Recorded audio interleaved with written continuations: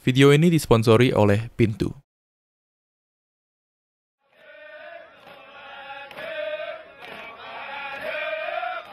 Ini bukanlah sekedar batu. Ini adalah batu Fei, atau uang yang digunakan oleh masyarakat di Kepulauan Mikronesia. Dengan ukurannya yang besar, transaksi yang terjadi akan sangat merepotkan, bukan? Bayangkan bila mereka ingin membeli barang dari desa lain. Bagaimanakah caranya memindahkan uang sebesar itu untuk membayarnya? Bagi masyarakat di Pulau Yap, hal ini diatasi dengan satu solusi, yaitu percaya saja. Di video kali ini, kami ingin membuktikan bahwa kita tidak jauh berbeda dengan masyarakat Yap. Bahkan dengan peradaban kuno pun yang masih menggunakan gandum sebagai transaksi. Karena dari dulu sampai sekarang, satu-satunya syarat agar uang dapat menggerakkan ekonomi adalah kepercayaan.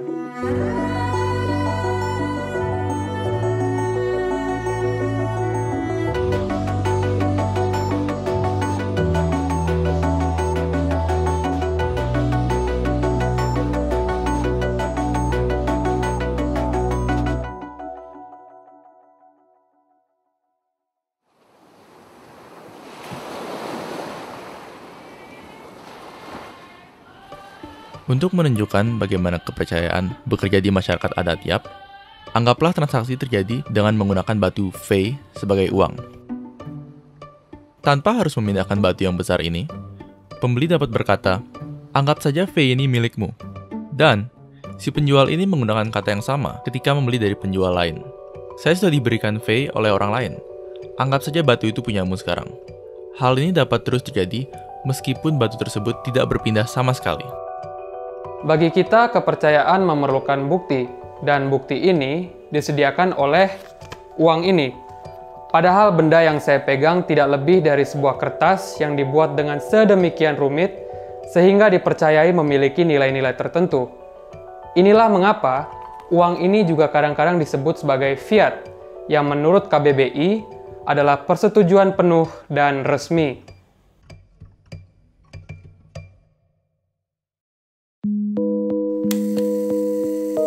Kita menyetujui secara resmi dan memberikan kekuasaan pada pihak ketiga, seperti pemerintahan dan bank sentral, untuk menciptakan uang dengan nilai tertentu.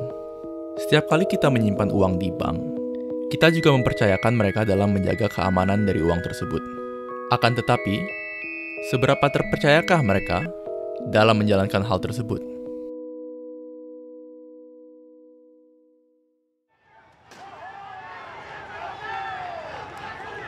Bila kalian adalah warga negara Zimbabwe atau Venezuela, mungkin kepercayaan kalian perlu ditinjau ulang. Pemerintahan kedua negara tersebut pernah menggunakan otoritas mereka untuk menciptakan uang dengan jumlah yang tidak sedikit. Hal ini menyebabkan uang yang dimiliki warganya menjadi tidak bernilai. The situation in Venezuela, the country where prices double every few weeks and Pada tahun 2003, di Argentina, pemerintah membekukan tabungan dari penduduknya sehingga tidak dapat ditarik. Kala krisis finansial di Yunani, pemerintah bahkan membatasi penarikan uang sebanyak $70 per hari atau hanya $1 juta. Sistem kredit yang sangat terhubung juga memberikan resiko sistemik, yakni kesalahan finansial yang dilakukan oleh orang atau institusi lain bahkan dapat berdampak pada seluruh sistem. Di tahun 1997, masyarakat di negara se-Asia Tenggara berbondong-bondong membeli dolar AS.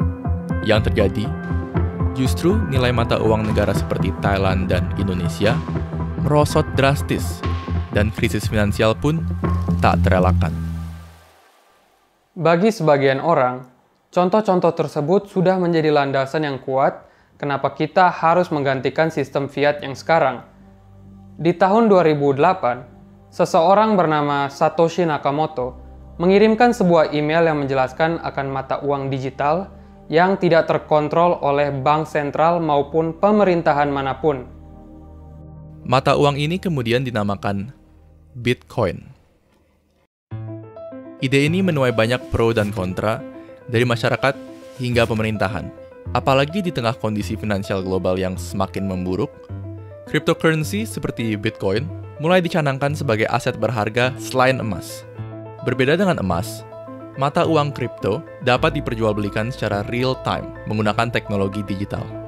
Banyak pihak juga berkata bahwa kripto memiliki nilai yang terlalu fluktuatif dan merupakan aset yang buruk. Namun, dengan platform yang terpercaya dan aman, investasi di cryptocurrency dapat menjadi hal yang menguntungkan.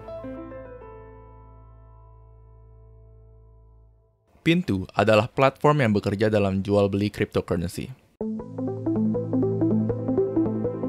Dengan Pintu, kalian dapat menjual dan membeli mata uang kripto dengan instan, hingga mentransfernya ke pengguna Pintu lain secara gratis.